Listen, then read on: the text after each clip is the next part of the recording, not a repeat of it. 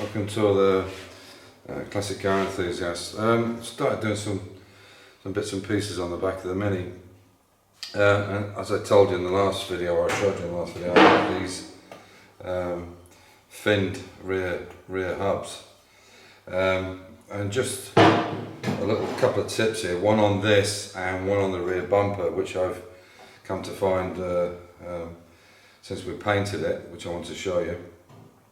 So obviously checked the car up, took out the screw from the hub, and you can see that I backed it off with this is the proper spanner for it.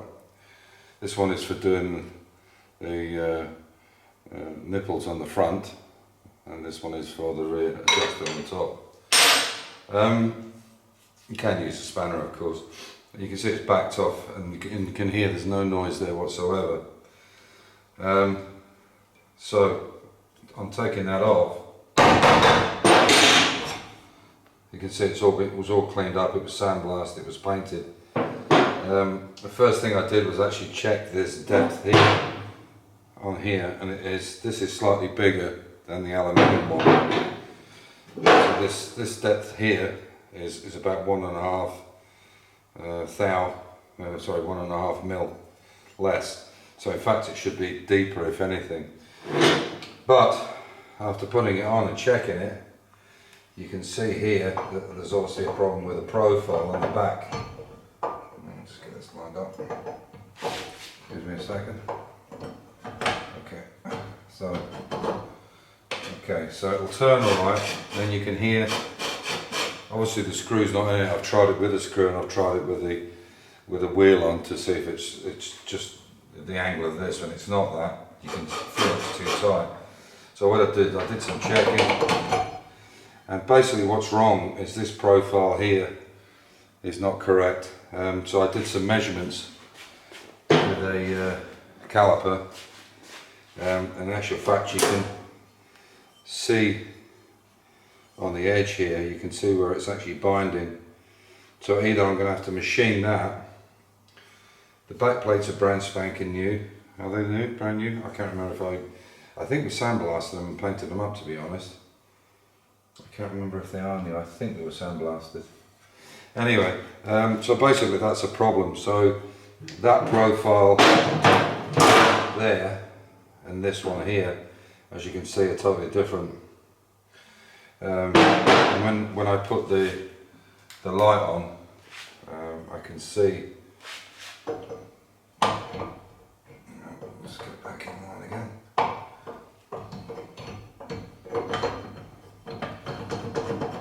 I can see here there's a problem on the corner.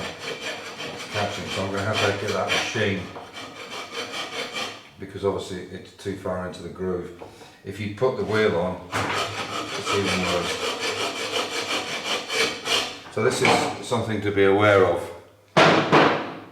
when you're buying this stuff. Obviously, when you put it on, you want to check it, make sure, because if you just jam the wheel on there and started going down the road, you'd pretty quickly cut into that. So that was the first thing.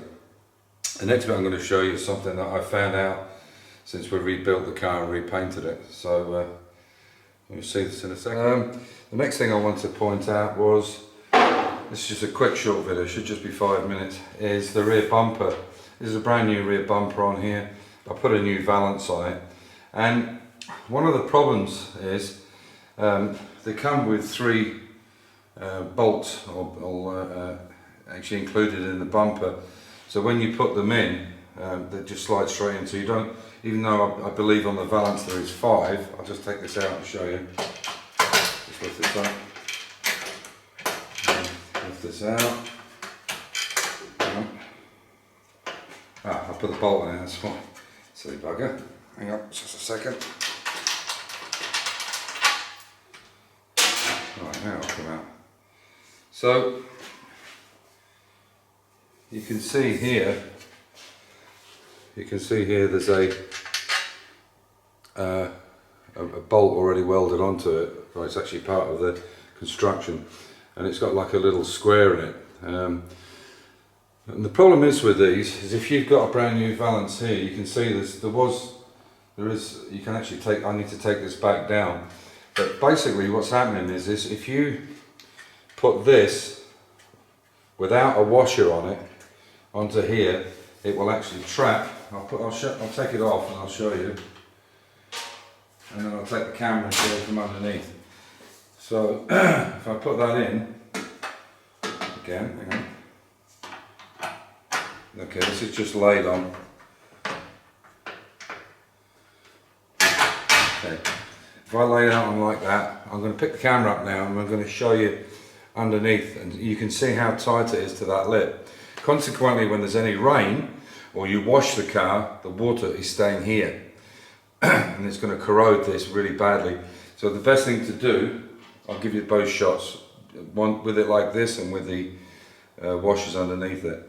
And what the washer will do is lift it enough for the water to run out underneath. So when you're washing the car or it rains, you can imagine this is like a moat almost around the car, and it's going to corrode really very quickly. So my suggestion is to put a couple of washers under it, or at least some kind of spacer to give a gap between that lip and the bumper itself. So I'll do a shot now from underneath so you can see it. So this is underneath now. You can see if I put a bolt through there or a nut through there, you can see it's going to be a pretty tight fit. Hopefully you can see that.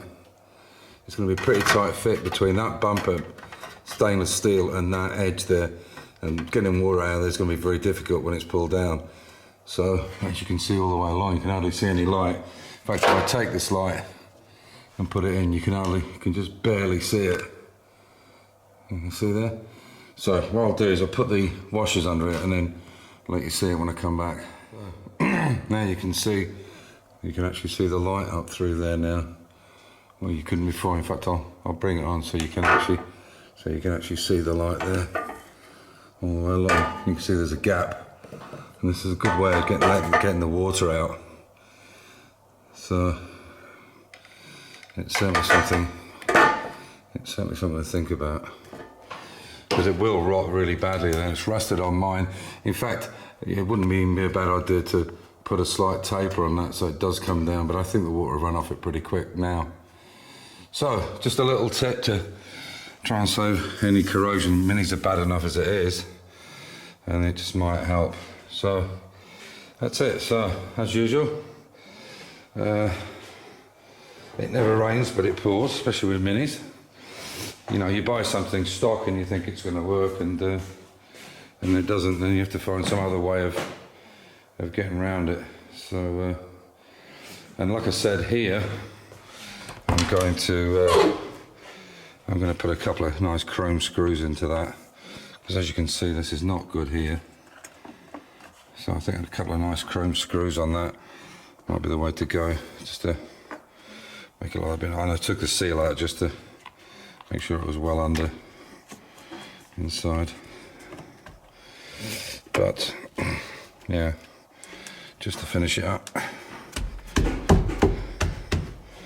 So there you go. So, as usual, stay safe, keep the faith, enjoy your hobby, and like I was pointing out yesterday about the convertible roof, somebody actually made a comment, which is so you can see how nice that window looks now on the back. It's nice and flat, and you can see when it's been sat down for a day or so, you'll get these stretches in it, and it's not good.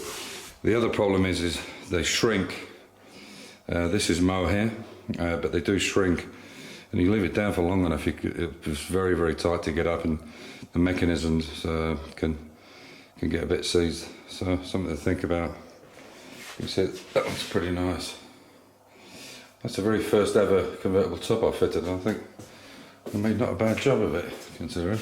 It's just nice and tight. It just needs a bit of a clean. So, as I said, thanks for watching and catch you soon. Bye for now.